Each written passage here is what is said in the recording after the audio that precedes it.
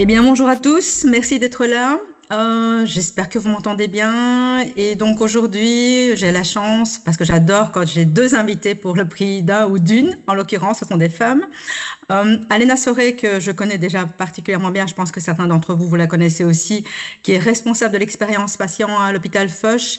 Et c'est pas courant quand même, encore aujourd'hui, d'avoir des responsables. Et Alena à ce poste déjà depuis quelques années, donc elle s'y connaît, comme on dit, à bout en termes d'expérience patient. Et merci à Alena d'être là et de parler de ce que vous faites à l'hôpital Foch. Je pense que c'est vraiment intéressant. Elle est accompagnée par Madame Valérie Loisel, qui est la cofondatrice de My Hospital. Et vous savez que dans les SPX Talks, c'est vraiment une demi-heure pour pouvoir comprendre finalement comment un établissement de santé s'engouffre dans un projet, imagine développer le projet et s'aide parfois de partenaires qui sont des partenaires internes ou externes pour pouvoir aller plus loin dans la réflexion et dans la réalisation, la concrétisation de ce qu'ils souhaitent améliorer par rapport à leurs patients, leurs résidents, etc., etc. Donc, je pense ici que c'est un bon exemple.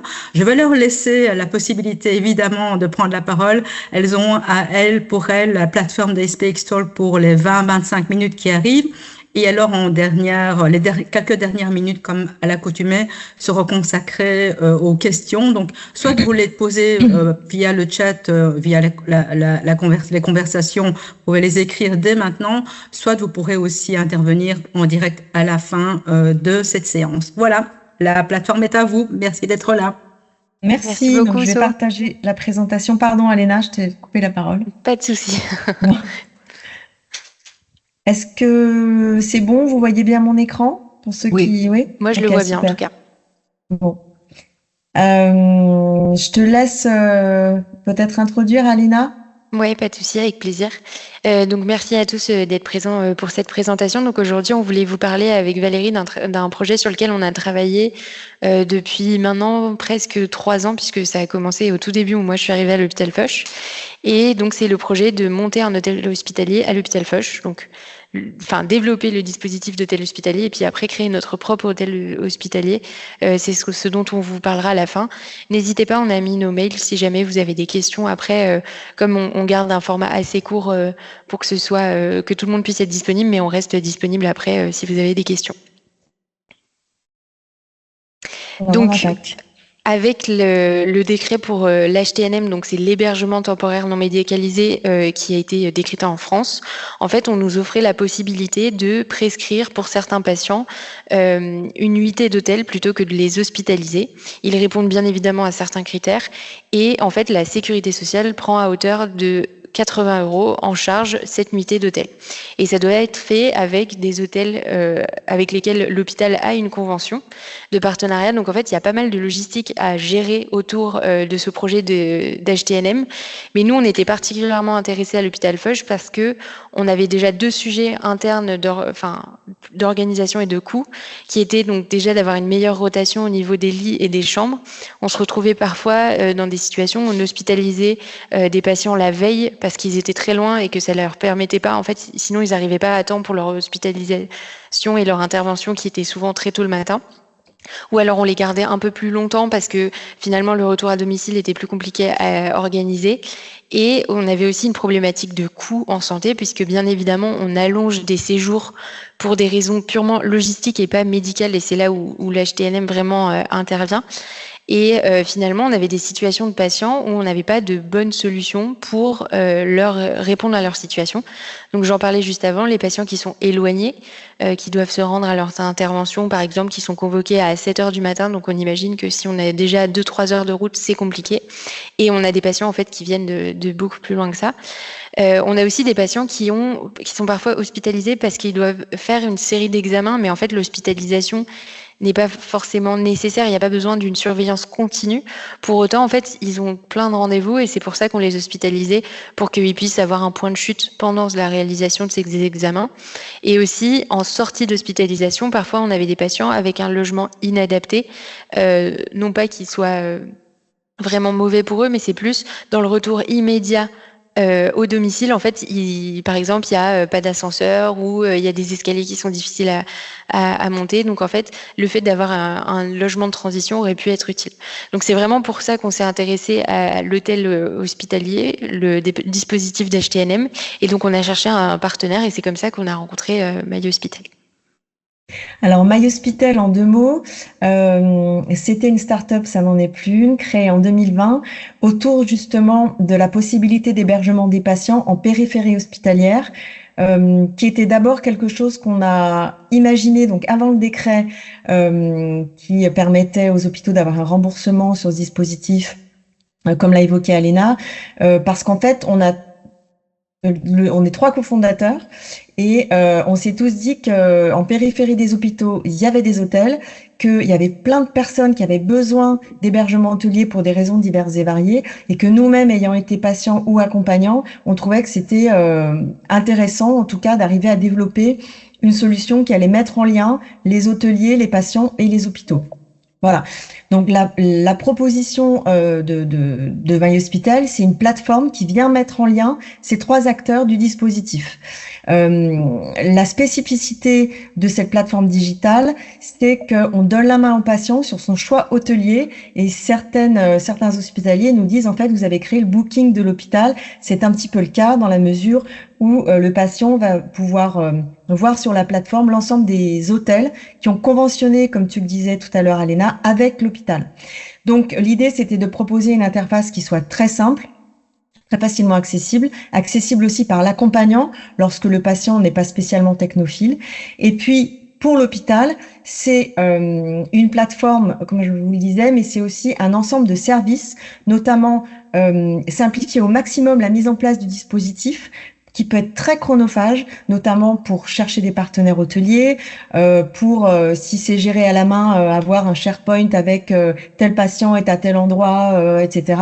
À tout ce suivi, nous permettons aux hôpitaux de le faire avec un maximum de gains de temps, pour former aussi à l'hébergement temporaire non médicalisé tous les professionnels hospitaliers, parce que c'est un dispositif, même s'il a été poussé par décret en 2021, qui reste quelque chose d'assez neuf. On sait que l'ambulatoire a mis 10 ans à se développer. On espère que l'hôtel hospitalier, ça sera un peu plus rapide.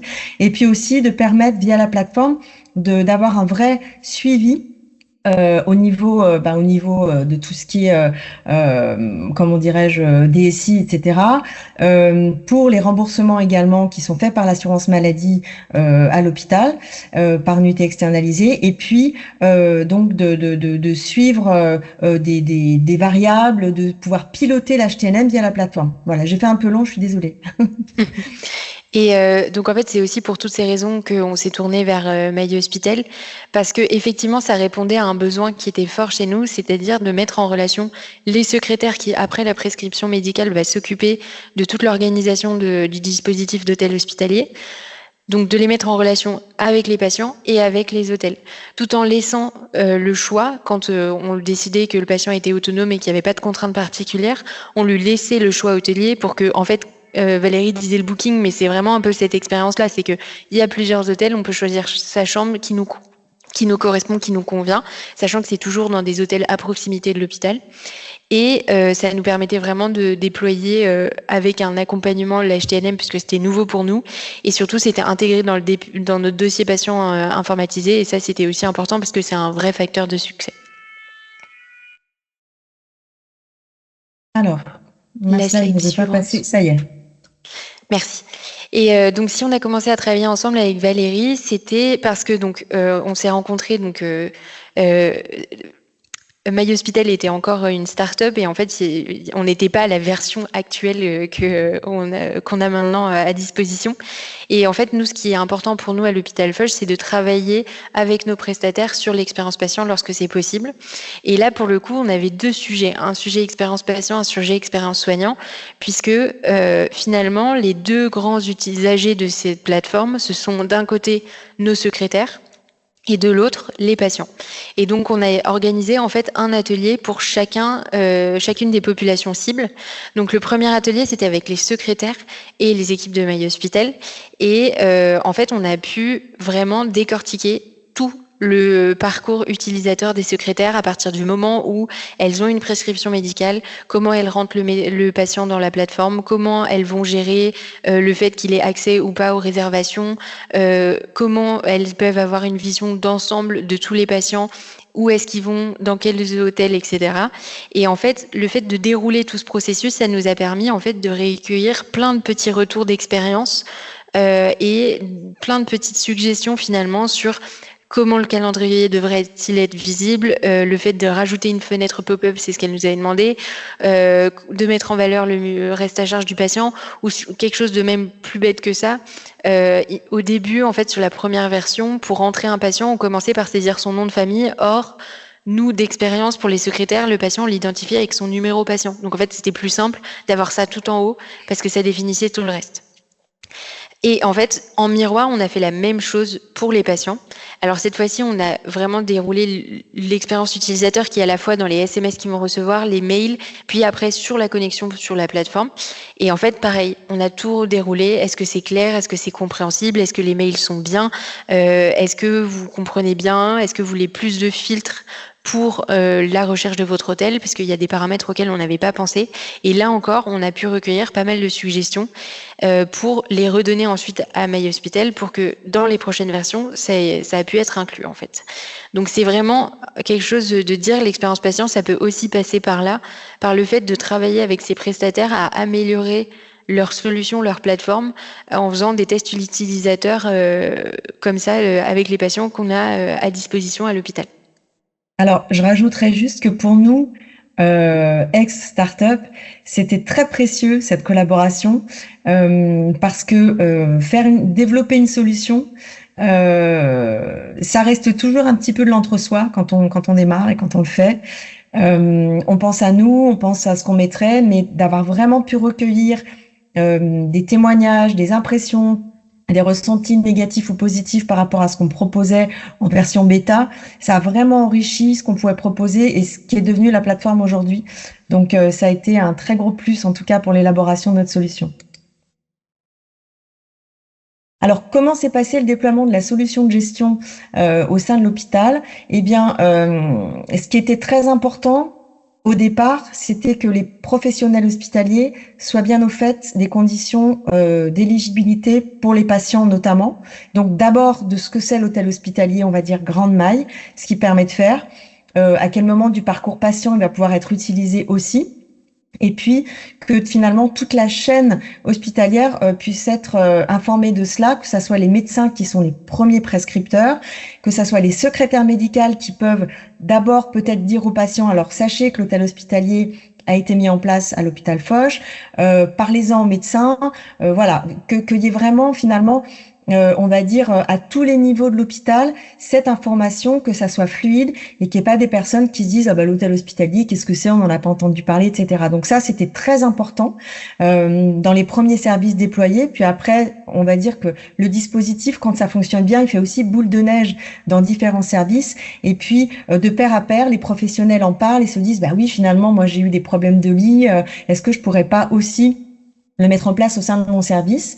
Et puis donc on a déployé des sessions de formation aussi à la plateforme en elle-même, de manière à ce que en fonction des besoins, les accès puissent être ouverts et que les professionnels n'aient pas d'hésitation ou ne soient pas un petit peu entre guillemets terrorisés à l'idée de se dire mince, je vais peut-être faire une erreur si je fais ceci, cela.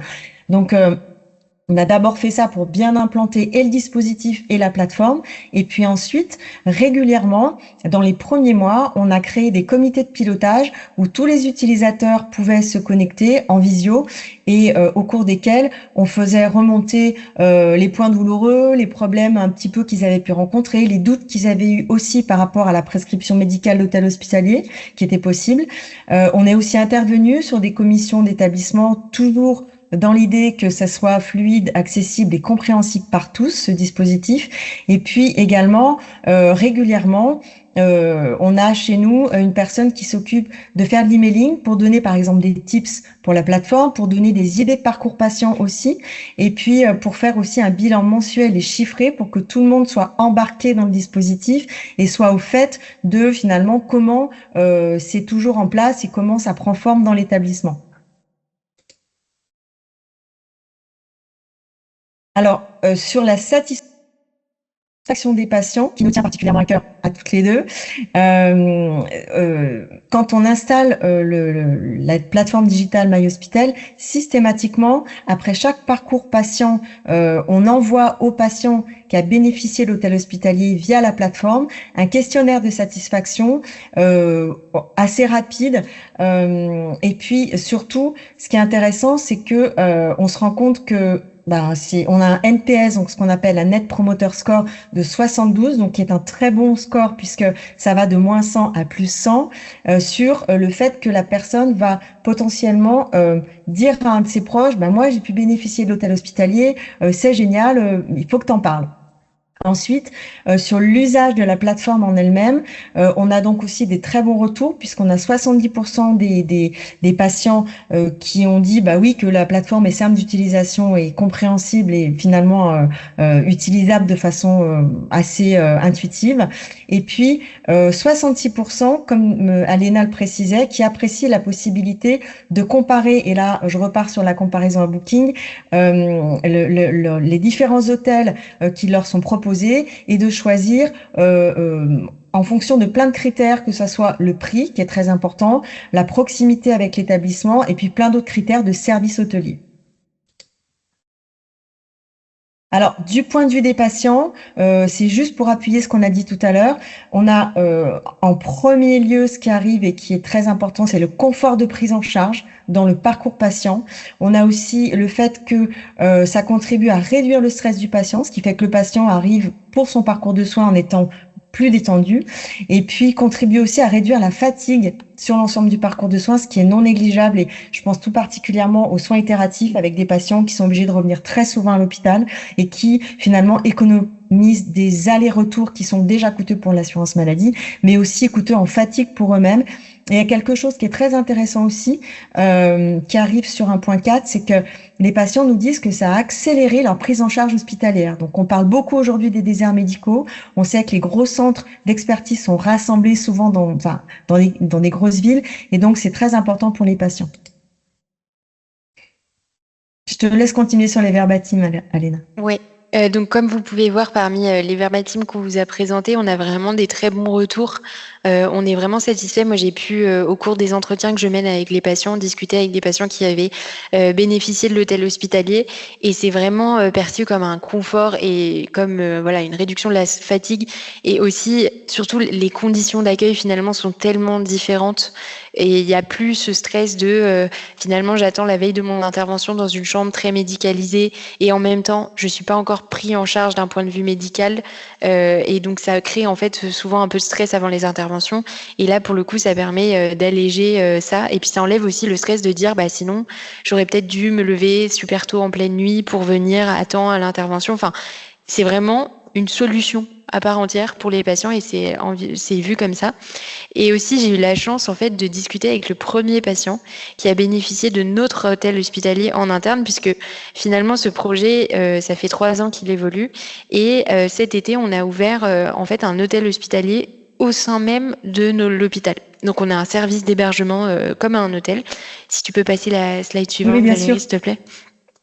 Et donc là, vous pouvez voir sur les photos, ça ressemble vraiment à des chambres d'hôtel. Et donc on a 14 chambres dans le service, qui était en fait un service d'hospitalisation qui n'était plus utilisé. Et donc on l'a réhabilité pour faire notre propre hôtel hospitalier. On a aussi la deuxième photo avec les tables que vous voyez, c'est l'espace pour prendre le petit déjeuner. Voilà, où il y a un petit buffet, il y a 2 personnes qui travaillent pour assurer l'accueil des patients et le petit déjeuner le lendemain matin.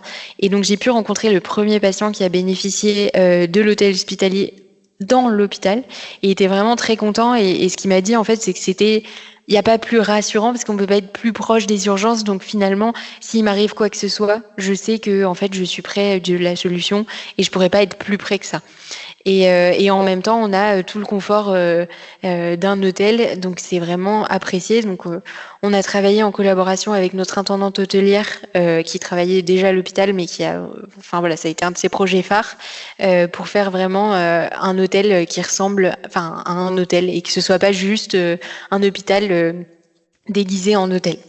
Et là encore, on a été accompagné par MyHospital pour développer l'hôtel hospitalier en interne. Et en fait, maintenant, c'est proposé au même titre que les hôtels avec lesquels on a des conventions sur MyHospital comme une chambre disponible pour les patients lorsqu'ils ont le choix de leur hébergement. Et donc voilà, on est vraiment contents et les patients aussi. Donc c'est vraiment un projet qui, on l'espère, va continuer de prendre de l'ampleur. Et donc pour finir, si on devait vous faire un petit bilan de l'HTNM à l'hôpital Foch, donc depuis 2022, on a déjà réalisé 1200 nuitées en HTNM. Ça nous a vraiment permis de trouver des solutions pour avoir plus de souplesse dans la gestion des lits et surtout des solutions à apporter aux patients qui sont dans des situations, voilà, comme je vous le disais au début, très éloignées, où il n'y avait pas forcément de solution. Et globalement, ce qui nous conforte aussi dans le choix du développement de l'HTNM, c'est qu'on a des patients qui sont très satisfaits et qui vraiment sont demandeurs. Donc voilà, on est vraiment très contents et très contents de l'accompagnement qu'on a pu avoir et qu'on a toujours de la part de MyHospital. Et du côté de MyHospital, ce qui a été aussi très intéressant, c'est parce que finalement l'hôpital Foch est le premier établissement qui a démarré d'abord avec un projet de construction d'hôtel hospitalier et sur lequel on a dit, écoutez, pour préparer finalement, on va dire, cette acculturation à l'hôtel hospitalier au sein de vos équipes, on va le faire en s'appuyant sur les hébergeurs hôteliers qui sont proches de l'hôpital. Finalement, c'est resté là-dessus. Il y a aussi la maison des parents qui accueille de toute façon, déjà qui accueillait avant d'abord les familles, puis qui maintenant est rentré dans le dispositif de l'hôtel hospitalier. Et puis donc depuis le mois de juin, les chambres en interne. Donc ce qui est intéressant, c'est que finalement, ça nous a permis aussi à nous de déployer notre solution de gestion sur entre guillemets tous les types possibles d'accueil de patients en hôtel hospitalier. Et puis voilà, ça nous a aussi conforté sur le fait que la solution elle est comment dirais-je, elle est pertinente, elle répond aux besoins, que ce soit aux besoins des patients ou aux besoins de l'hôpital. Voilà, la présentation est terminée, je vais arrêter le partage et puis on va répondre à toutes les questions si vous en avez, avec plaisir. Merci pour cette présentation. Moi, évidemment, j'ai quelques questions, mais j'ai envie de dire, n'hésitez pas d'abord à soit lever la main, soit à ouvrir votre micro spontanément pour poser vos questions. Moi, je dirais que la première question que je me pose, c'est directement face à la fin de votre présentation. Pourquoi, malgré le fait que ça fonctionne avec l'environnement, je dirais, hôtelier autour de l'hôpital, vous avez quand même décidé à Foch d'avoir un hôtel hospitalier, en tout cas des chambres à l'intérieur? Finalement, en fait, ça nous permettait d'optimiser un service qui n'était pas utilisé. Et c'est aussi, en fait, une source de revenus parce que du coup, c'est nous l'hôtel. Donc, ça permet aussi de rentabiliser autrement l'hôtel hospitalier pour nous-mêmes. Et je pense qu'aussi, en termes d'expérience pour les patients, c'est vraiment encore plus rassurant que d'être à l'hôtel parce que il y a le confort de l'hôtel, mais vraiment dans l'hôpital. Donc, il y a ce côté, même s'il n'y a pas d'infirmière, il n'y a pas de médecin dans le service, il y a toujours une possibilité d'alerter en cas de problématique, si le patient se sent pas bien, etc. Mais il n'est pas encore vraiment dans une prise en charge médicale. Mais il est tellement près de la prise en charge médicale que je pense que vraiment, ça aide le patient à se sentir plus rassuré. En tout cas, c'est vraiment ce que les patients m'ont dit. Enfin, encore, je reprends ce que disait le patient, mais je peux pas être plus près des urgences. Donc, c'était psychologiquement, pour lui, c'était très rassurant de se dire, voilà, s'il y a quoi que ce soit, je suis au bon endroit. Et puis moi, j'ajouterais aussi une chose, c'est que via la plateforme, ces chambres qui sont vraiment un peu plus spécifiques et qui sont vraiment internes à l'hôpital, on peut ne pas les rendre accessibles aux patients. C'est-à-dire que l'hôpital peut dire, voilà, toutes les chambres en interne, on va les dédier à des patients qui sont un tout petit peu plus, entre guillemets, délicats sur le fait de les sortir vraiment de l'hôpital. Et donc, ces chambres, on peut dire, la réservation de ces chambres aussi va uniquement être possible par le secrétariat médical. Okay. Et aussi, c'était une bonne solution pour nous parce que, par exemple, quand vous avez un patient qui passe en ambulatoire, mais pour X ou Y raison, son intervention s'est faite assez tardivement. Finalement, le service d'ambulatoire, il ferme vers 20h. Donc, si le patient, il remonte de salle de réveil, il sort de la salle de réveil à 20h30, 21h, on est toujours un peu dans l'ambulatoire, mais on sera obligé de le faire remonter dans un service parce que parfois, on ne laisse pas sortir les patients comme ça aussi tard. Donc voilà. Donc en fait, là, ça nous permet de les faire de les garder dans l'hôpital et que si en fait le visa médical il est levé à 21h30, 22h et que c'est trop compliqué pour eux de rentrer chez eux, on peut toujours leur prescrire une nuit d'hôtel et comme ça ils ont le confort de rester sur place et de pouvoir rentrer tranquillement le lendemain matin. Oui, moi, en tout cas, de l'extérieur, comme ça, on a vraiment le sentiment que ça libère toute une série d'angoisses, en tout cas, qu'on porte sur les épaules quand on est dans l'hôpital à tout le temps chercher un lit. Donc ça, c'est encore tout à fait une autre histoire. De manière très, très pragmatique, comment ça se passe pour les accompagnants? Alors, les accompagnants, en fait, d'office, Valérie, corrige-moi si je me trompe, mais on peut avoir un accompagnant. Et après, par contre, les frais liés à l'accompagnant sont sont pour l'accompagnant. Facturé différemment, j'imagine. Oui, dans le cadre du dispositif, si on s'en tient au décret, et d'ailleurs nous, c'est ce qu'on négocie aussi avec les hôteliers, c'est que à partir du moment où le patient est dans la chambre, l'accompagnant est dans la chambre aussi, s'il y en a un, sans surcoût. C'est-à-dire que si par exemple il y a un petit déjeuner qui est compris pour le patient, là en revanche l'accompagnant paiera son petit déjeuner. Mais dans la chambre hôtelière, il peut y avoir un accompagnant si le patient est un adulte et si c'est un enfant, ce sont 2 accompagnants qui peuvent être présents également dans la chambre hôtelière. Okay. Super, parfait. Et alors, de manière, je dirais, un peu plus dérisoire, mais est-ce que comme Booking, parce que Valérie, vous parliez souvent de Booking, est-ce que comme Booking, alors les patients peuvent laisser un avis quelque part? Comment ça se passe, indépendamment des verbatims? Est-ce qu'il y a vraiment alors des avis qui sont consultables par les autres patients? Alors nous, en tout cas, sur notre page Google, on recueille des avis. Mais sur la plateforme, étant donné que finalement c'est pas un outil public entre guillemets, mais c'est un outil qui est accessible par le patient qui va avoir une prescription médicale d'hôtel hospitalier et son accès va être déclenché par justement l'implémentation de la prescription médicale sur la plateforme. C'est pas public comme un Booking en réalité. Ok, très bien. Et nous, sur l'hôtel hospitalier en interne, on n'a pas encore mis en place de questionnaire, mais ça pourrait être une bonne piste finalement pour évaluer précisément l'expérience patient dans l'hôtel hospitalier, dans l'hôpital. Absolument. Encore des choses à faire, en tout cas des choses à réaliser. Oui, toujours. En tout cas, merci beaucoup. Il nous reste encore quelques minutes, donc si vous avez encore une question, n'hésitez pas. Moi, j'ai 2 annonces à faire. S'agissant de l'hôpital Foch aujourd'hui, je prends le parti de vous partager le fait que si vous ne le savez pas encore, la cérémonie des awards cette année, en 2026, va se dérouler à l'hôpital Foch le 16 avril. Concernant les candidatures, pour poser votre candidature pour partager un projet et éventuellement évidemment gagner un award, c'est encore possible de poser sa candidature jusqu'au 15 décembre. Donc il nous reste encore un peu de temps devant nous. N'hésitez pas. Je pense vraiment que ça vaut la peine de partager les bonnes pratiques et de pouvoir en discuter, visualiser tout ça ensemble. Donc à vos plateformes, venez voir sur le site comment on peut déposer une candidature. Et enfin, ça va vraiment être une année, j'ai envie de dire, française et particulièrement parisienne, parce que le congrès de SPX en 2026 va aussi se dérouler à Paris. Donc, je voudrais vraiment que vous soyez conscients du fait que les premières informations sont déjà disponibles sur notre site. Également, on va alimenter les informations au fur et à mesure, mais je pense que si vous allez déjà voir aujourd'hui, vous aurez une bonne idée de ce que nous voulons créer comme événement à Paris dans les mois prochains. Donc, merci à vous. Si aucune question, alors on va clôturer ici. Merci Moi, vraiment. Je peux juste apporter une précision. Ah oui, merci beaucoup. MyHospital sera présente jeudi et vendredi aux journées du RESA, donc la centrale d'achat hospitalier. Et puis lundi et mardi prochain, nous serons également présents aux journées de la chirurgie ambulatoire, donc le 8 et le 9.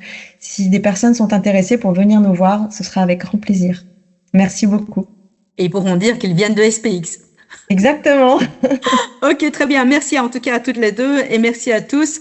Bon déjeuner pour ceux qui vont déjeuner et à très très bientôt. Merci beaucoup. Au revoir.